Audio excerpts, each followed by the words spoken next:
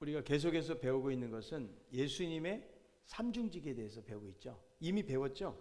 그래서 예수님의 삼중직이 무엇인가 기억하십니까? 첫째는 뭐였죠? 처음 배운 건 선지자였습니다. 두 번째는 제사장. 세 번째 왕. 왕이 글자가 한 글자밖에 안 되기 때문에 너무 잘 맞추시는 것 같은데, 그래서 이 삼중직을 통해 가지고 우리의 구원을 완성해 가시는 분이 바로 예수님이시다. 그래서 여러분, 선지자는 하는 일이 뭐예요? 하나님의 말씀을 대신 전하는 역할을 하는 것이죠. 그래서 이 선지자 역할은 지금도 우리 예수님께서는 말씀과 성령으로 이 선지자직을 계속해서 감당하고 있는 것입니다. 자, 제사장도 두 가지 역할이 있다고 그랬죠. 하나는 뭐였죠? 우리를 위해서 속죄 제물이 되신 거죠.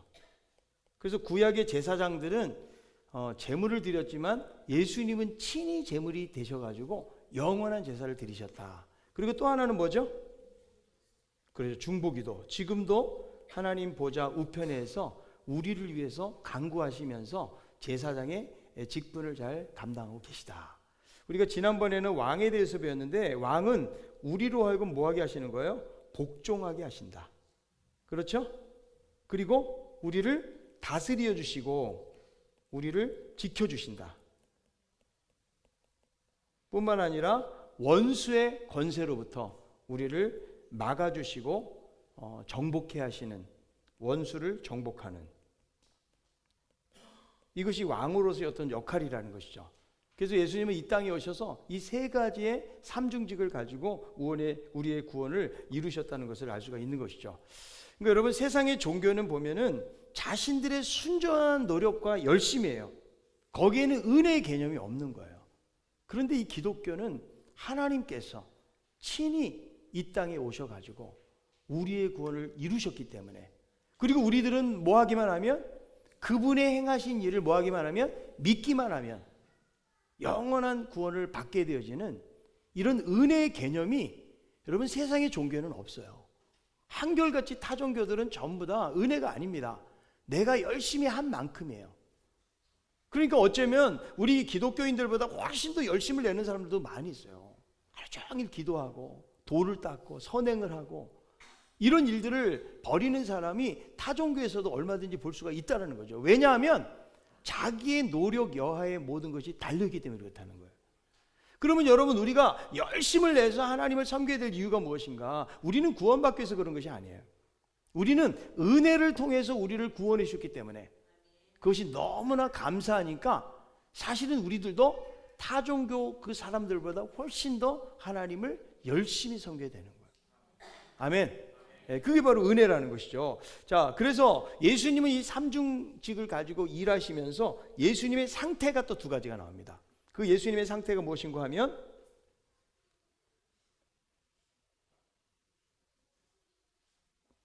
자, 예수님의 상태는 두 가지 상태예요. 한 가지는 낮아지심, 또 한 가지는 높아지심이에요. 이 두 가지의 상태에 대해서 우리가 공부를 합니다. 그래서 오늘은 27번째 문제예요.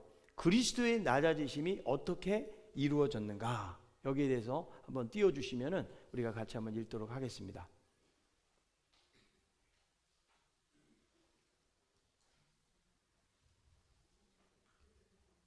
요즘 방송실이 사람이 바뀌었나요? 이렇게 빨리빨리 뭐가 안 나오네. 자, 제가 읽어볼게요. 그의 출생과 더욱이 낮은 신분으로 나신 것과 율법 아래 복종하시고 이 생에서의 비참과 하나님의 진노와 십자가에서 저주의 죽음을 받으시고 장사되어 얼마 동안 죽음의 권세 아래 거하신 것이라. 자, 다시 한번 읽어보겠습니다. 우리가 문부터 읽겠습니다. 그리스도의 낮아지심이, 시작. 그리스도의 낮아지심이 어떻게 이루어졌습니까? 그의 출생과 더욱이 낮은 신분으로 나신 것과 율법 아래 복종하시고 이생에서의 비참과 하나님의 진노와 십자가에서 저주의 죽음을 받으시고 장사되어 얼마 동안 죽음의 권세 아래 거하신 것이라. 자, 그래서 예수님께서 여기 보니까 출생부터 낮아지셨다. 그러니까 여러분, 예수님께서 이 세상에 오신 것 자체가 낮아지심이라는 거죠. 어떻게 하나님이 인간의 몸을 입고 이 세상에 올 수가 있느냐는 거죠. 그러니까 하나님께서 그 영광의 보좌를 버리시고 이 땅에 내려오셔서 출생뿐만 아니라 지상생활을 하는 것 자체가 이것은 낮아지심이라고 말할 수가 있다는 것이죠. 그래서 여러분, 초대교회에 영지주의라고 있거든요. 이 영지주의에 상당히 지대한 영향력을 미쳤는데, 영지주의에서는 이해가 안 가는 거죠. 왜냐하면 이들이 믿고 있는 것은 뭐냐면, 이 플라톤 철학의 영향을 받아가지고 영은 선하고 정신은 선하고 물질은 악하다, 육체는 악하다는 거예요. 그러니까 여러분, 이해가 안 되는 거죠. 어떻게 그 선하신 하나님이 인간의 죄인된 몸을 입고 이 세상에 올 수가 있었느냐? 이들은 이렇게 주장할 수밖에 없었다는 것이죠. 그래서 여러분, 하나님이 인간이 되셨다는 것 자체가 어떻게 보면 이해할 수 없는 일이고요. 이것은 낮아지심을 말하는 것이라고 말할 수가 있다는 거죠. 여러분, 우리에게 만약에 강아지가 되라고 하면 되겠어요? 여러분, 되겠어요? 안 되겠어요? 요즘 저는 개들을 보면 부러울 때가 참 많아요. 뭐 노동도 안 하죠. 요즘 개 호텔도 있고 말이죠. 개 카페도 데리고 다니고 말이죠. 그래서 알아서 주인이 다 해줘요. 그러니까 개도 중요한 거는 주인을 잘 만나야 돼. 주인이 정말 개를 사랑하고 이런 주인을 만나면은요, 개는 정말 그야말로 팔자가 좋아요. 그 개팔자가 상팔자라는 말 하잖아요. 그건 뭐냐면 노는 것이 부러울 때 그런 말을 우리가 쓰기도 한다는 것이죠. 그래서 요즘은 애완견이라는 말도 안 쓰고 뭐라고 그래요? 동반견, 반려견, 함께 인생을 함께하는 것으로 이야기한다는 거예요. 그래서 요즘 제가 아는 목사님들도 가끔 만나면 그런 얘기해요. 교회 예배 드릴 때 개를 데리고 와도 됩니까? 여러분, 어떻게 생각하세요? 안 되는 거죠. 그런데 점점 그런 일들이 일어나고 있다는 거죠. 그리고 개가 세상을 떠났을 때, 목사님 입간 예배 좀 들으시면 이럴 수도 있는, 앞으로 여러분 그런 시대가 올 수도 있는 거예요. 사실은요, 문화적으로 볼 때 얼마든지 여러분 그럴 수 있다는 것이죠. 그래서 미국에서 리오나 햄슬리라는 억만장자 할머니가 자신의 8살 된 개 트러블이라는 개에게 110억 원의 유산을 남겼다는 거예요. 아무도 놀래 자빠진 사람이 없는데, 그러니까 자신의 형제나 손자들보다 더 많은 유산을 누구에게? 개에게 남겼다는 거예요. 여러분, 이 정도가 되면은 좀 개가 되고 싶지는 않으세요? 우리는 개처럼 안 되려고, 개가 먼저 앞에 가잖아. 산책할 때. 그건 개보다 못한 사람이 되는 거예요. 그리고 개랑 옆에 같이 졸졸졸 따라자면 개 같은 사람이 돼. 이 소리도 별로 안 들으려고 우리가 이렇게 하는데 말이죠. 그러니까 사람은 여러분 자기보다 항상 뛰어난 존재가 되기를 원하고 있다는 거죠. 그래서 지금보다 우리들은 훨씬 더 대접받고 훨씬 더 인정받는 자리에 가기를 원하는 마음들이 여러분 우리 모두에게 있다는 거죠. 특별히 여러분 세상은 그런 눈으로 보기 때문에. 그래서 여러분 자동차도 이렇게 소형차 타는 사람은 중형차 타기 원하는 거예요. 중형차 타다가 소형차로 바꾼다는 거, 그거 쉬운 일이 아니라는 거예요. 왜? 세상에서 대우가 달라지기 때문에 그렇다는 거예요. 그래서 사람은 누구나 보잘것없는 사람이 되기를 원치 않는다는 거예요. 낮은 자리에 들어가는 것을 그 자존심이 허용하지를 않는다는 거예요. 여러분, 과거에는, 지금은 고시 시험이 없어졌잖아요. 그죠? 그런데 여러분, 고시 준비하는 분들이 5년을 준비하고 10년을 준비하는 거예요. 그런데 고시 돼가지고 판사가 되면 좋은데 안 되는 분들이 있어요. 이분들이요, 10년 동안 내가 고시 공부를 했는데 그때 가서 노동 현장에 나간다? 자존심 허락을 안 해요. 그래서 실질적으로 공부 이렇게 열심히 하다가 계속 실패하고, 그리고 나중에는 정신적인 질환과 어려움 때문에 고생하는 분들도 우리 주변에서 이렇게 볼 수가 있거든요. 그러니까 그게 뭐냐면 우리가 가지고 있는 그 자존심이라는 거예요. 그래서 사람은 항상 자기보다 더 높은 위치에서 인정받고 사랑받고 이렇게 살아가기를 원하는 마음이 있다는 것이죠. 그런데 여러분, 우리 주님께서 이 세상에 태어난 것 자체가 낮아지심이라고 말할 수가 있다는 거예요. 그 창조주 하나님께서 영광의 권세를 받으셔야 할 그분이 초라한 인간의 몸으로 오셨다는 거죠. 그리고 이 세상에 태어날 때도 로마 황제로 태어나거나 인정받는 로마 사람으로 태어나면 그나마 호강이라도 할 텐데, 로마의 식민지로 있는 이스라엘의 변방 베들레헴에서 태어나셨다는 거예요. 자, 미가서 5장 2절은 이렇게 말씀합니다. 베들레헴 에브라다야, 너는 유다 족속 중에 적을지라도 이스라엘을 다스리는 자가 내게서 내게로 나올 것이라. 그의 근본은 상고의 영원에 있느니라. 예, 그래서 베들레헴에서 태어날 것을 이미 미가 선지자를 통해서 예언이 된 거예요. 그래서 우리 예수님께서는 태어날 때 지금 출산할 만한 여관도 없어가지고 강보에 쌓여서 누추한 말 구유에서 태어나신 거 도무지 이해할 수 없는 탄생이라는 거예요. 그러니까 그것은 무엇을 말해주는 거 하면, 인생 가운데서도 가장 밑바닥 비참한 자리로 예수님께서 태어나셨다는 것을 알 수가 있다는 거죠. 그리고 예수님께서 자라나신 마을이 어디예요? 나사렛에서. 근데 여러분, 얼마나 이 나사렛이 시골이고 변방이면 나다니엘이 그러잖아요. 주님에 대한 소식을 듣고 나사렛에서 무슨 선한 것이 나겠느냐, 그러니까 개천에서 용날 수 없다, 지금 이런 얘기를 하는 거죠. 그런데 그런 곳에서 예수님께서 잘하신 거예요. 여러분, 예수님의 직업이 무엇입니까?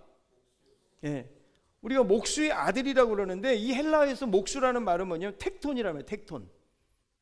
그리고 여러분, 마가복음 6장 3절에 보니까 목수의 아들이라고 성경에 나오죠. 이게 영어로는 카펜터스라고 이야기하죠. 그런데 이 말 자체는 유능한 장인을 말하는 그런 단어거든요. 그래서 돌이나 나무를 다듬는 사람이에요. 근데 팔레스틴 여러분 1세기 당시에는 나무집보다는 거의 돌집이에요. 돌집. 그러니까 실질적으로 예수님의 직업이 무엇인가, 우리는 나무 깎는 목수라고 생각이 쉽지만 석공, 돌을 다듬는 장인, 그쪽에 훨씬 더 무게가 실린다고 말할 수가 있다는 거죠. 그러니까 여러분, 돌을 나르고 건축 일을 하다 보니까 나무 만질 때보다 훨씬 더 힘든 일을 했을 가능성이 큰 거예요. 그래서 여러분, 예수님의 얼굴도 여러분 영화에 보면은 정말 미남이고, 그죠? 잘생긴 사람은 약간 여성성, 그죠? 예쁘게 생긴 사람들. 그런데 그런 모습보다는 그 뜨거운 태양 아래, 팔레스틴의 그 태양열 아래에서 그을린 약간 그런 모습일 가능성이 훨씬 더 큰 거예요. 그래서 여러분, 이거를 우리가 성경을 통해서는 어떻게 예측을 할 수 있는가 하면, 사람들이 그랬어요. 예수님 보면서, 아니 50도 안 된 사람이 몇 살인데? 30대 초반인데, 30대 초반인데 50도 안 됐다고 그러면 열 받을까, 열 안 받을까? 그러니까 예수님은 사실 성경적으로 추측해 볼 때 예수님의 모습이 정말 미남이고 잘생긴 그런 얼굴이 아닌 거예요. 나이가 겉늙어 보일 정도로, 그 정도로 거친, 그리고 흠모할 만한 아름다운 것이 없도다라고 이야기해주고 있다는 것이죠. 그러니까 여러분, 예수님께서 육체로 이렇게 태어나셨으면 좀 키도 크고 얼굴도 좀 훤칠한 미남으로 태어나야 되지 않을까요? 그래서 키 정도 그러면 김태우 목사님 정도는 돼야지. 에? 얼굴 그러면 안영준 목사 정도는 돼야지 그래도. 에? 근데 이렇게 좀 매력적이고 육체적으로 볼 때도 좀 멋있는 사람으로 사실 우리는 기대하는 거죠. 왜냐하면 메시아가 이 세상에 태어났다고 그러면 그거는 정말 흠이 없는 그런 아름다운 이런 모습을 사실 기대하고 있지만, 이사야 예언에 뭐라고 이야기해요? 흠모할 만한 아름다운 것이 없도다. 예. 여러분, 예수님이 태어나서 8일째 성전에 제물을 드려야 되는데, 예수님의 부모는 양 대신에 비둘기 한 쌍을 드리는 거죠. 그러니까 가난한 사람들이 드리는, 그러니까 별로 형편이 좋지 않다는 사실에 대해서도 우리가 추측해 볼 수가 있다는 거죠. 그래서 여러분, 그리스도의 출생은 낮아지심의 출발이에요. 그리고 공생애를 여러분 3년 동안을 예수님께서 하시거든요. 그런데 지상에서의 생활도 결코 넉넉하지를 못하셨어요. 여러분, 예수님은요 무슨 집이 있어가지고 한 곳에 정착한 것이 아닙니다. 예수님은 떠돌이 설교자였어요. 예수님 뭐라고 말씀하세요? 인자는 머리 둘 곳이 없대. 여러분, 집 있어요, 없어요? 네? 전세라도 있고 사골세라도 살고, 그죠? 우리 이렇게 사는데 예수님은 아예 집 자체가 없었어요. 자신의 소유가 없었다. 그리고 얼마나 많은 사람들이 예수님을 쫓아다녔는지 예수님께서 사역하느라고 제대로 쉬지도 못하시고 제대로 먹지도 못하셨어요. 그런데 예수님도 참 인간이셨기 때문에 우리처럼 목마르고 예수님도 우리처럼 배고프고 피곤하셨다는 거예요. 그래서 얼마나 피곤하시면 폭풍우측에서도 그렇게 예수님께서 잠에 깊이 들었다라고 이야기해주고 있다라는 거죠. 그리고 지상생활하면서 예수님을 반대하고 대적하는 사람들이 얼마나 많은지 몰라요. 고소하고 음해를 하고 말이죠. 그리고 감시단을 파송해가지고 예수님이 혹시 잘못된 말을 하지 않는가 이거를 시시탐탐 노렸어요. 사람들이요. 그리고 결국 십자가에 달리게 되고 예수님은 심지어 여러분 가족들에게도 인정을 못 받으셨다는 거예요.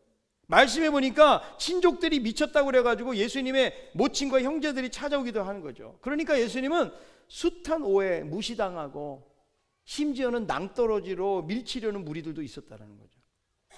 예수님을 향해서 뭐라고 그래요? 죄인들의 친구라고 이야기를 했고요. 그리고 귀신 들렸다고 여기기도 했다라는 거죠. 그리고 나중에는 무엇보다도 자신이 3년 동안 사랑하며 키웠던 그 제자들에게 배반을 당하고 제자의 손에 의해서 예수님은 팔리게 되어진다는 거죠. 거기에다가 정말 예수님 난 절대 버리지 않겠습니다. 큰 소리 땅땅 쳤던 그 우직한 베드로, 예수님의 수제자 역할을 했던 이 베드로마저도 예수님을 3번이나 부인하게 되었다.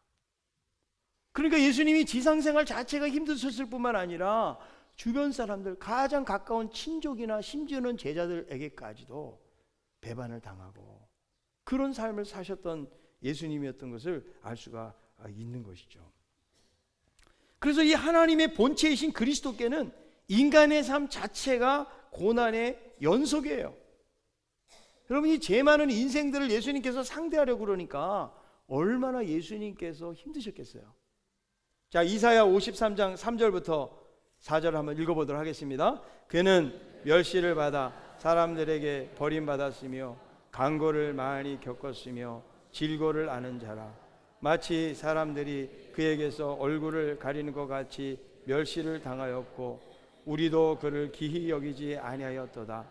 그는 실로 우리의 질고를 지고 우리의 슬픔을 당하였거늘 우리는 생각하기를 그는 징벌을 받아 하나님께 맞으며 고난을 당한다 하였노라. 여러분 이사야 53장은 유대인들이 이거 받아들이기가 너무 어려운 거예요. 그들이 기대했던 메시아는 정치적인 메시아인데 이사야 53장에 보니까 너무나 예수님에 대해서 너무 정확하게 이렇게 예언을 하고 있다는 것이죠. 그래서 예수님은 멸시를 받고 사람들에게 버림받았다. 그래서 예수님의 가장 낮아짐의 극치가 무엇이냐? 바로 십자가예요.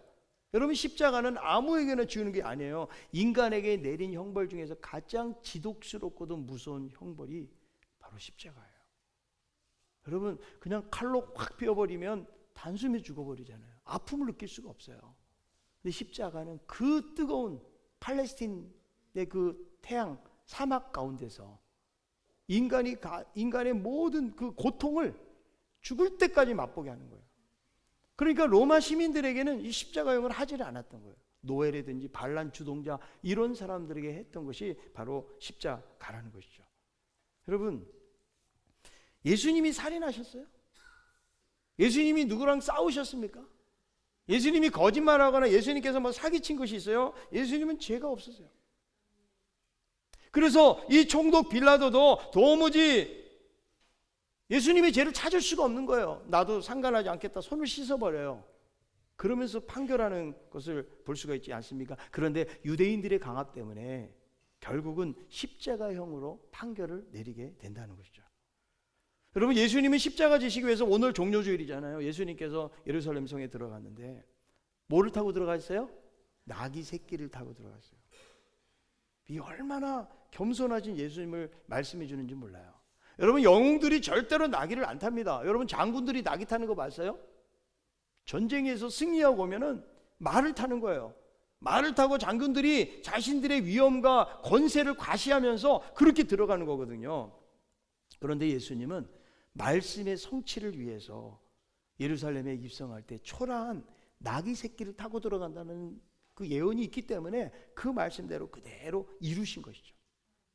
그래서 빌립보서에 보니까 예수님은 하나님의 본체시다. 자기를 비워서 종의 형체를 가졌다. 예수님 자체가 하나님의 본체신데 자기를 비워가지고 자기를 낮춰가지고 종의 형체를 가졌다라고 성경은 이야기해주고 있다라는 거예요. 여러분, 예수님께서 십자가에 달리시기 전날 밤 겟세마네 동산에서 기도를 하시는데 여러분, 땀이 변해서 피가 되도록, 여러분, 우리가 얼마나 열심히 기도를 하면 그렇게 될까요? 그렇게 기도해 보셨어요? 얼마나 고통스러운 그 현장에서. 그래서 예수님이 오늘도 그 말씀이더라고요. 예수님이 정말 마음에 고난이 많은 거예요. 고민이 많은 거예요. 너무 예수님도 이 영적인 고뇌가 너무너무 큰 거예요. 근데 제자들은 계속 졸고 있어요. 너희들은 어떻게 한시도 나와 함께 깨어있을 수 없느냐, 예수님 말씀하는 거예요. 저도 그 말씀을 묵상하면서 얼마나 내가 예수님을 이해하고 있는 걸까. 예수님의 마음은 지금 십자가를 지금 져야 될 그런 상황인데 제자들은 그냥 육신의 피곤함에 지쳐가지고 그들은 계속 졸고 있는 그런 모습을 보면서, 우리들도 하나님 나 너무 피곤해요, 내가 얼마나 힘든지 알아요? 근데 정말 주님은 막 전투하고 있는 거잖아요. 땀이 피가 되도록 그렇게 기도하는데도 이렇게 예수님의 마음을 알아줄 만한 제자들이 한 사람도 없었다는 것을 보면서, 우리들도 그렇게 하나님을 따르고 신앙생활하고 믿음생활을 한다고 하면서 정말 주님의 그 마음을 우리가 얼마나 알 수 있는 것일까, 이런 생각을 해보게 되는 것이죠. 예수님께서는 십자가에서 엄청난 하나님의 진노를 감당하시게 됩니다. 그래서 죄 없으신 예수님께서 끔찍한 형벌을 당하시지만 가장 큰 고통은 단순히 육체적 고통이 아니에요.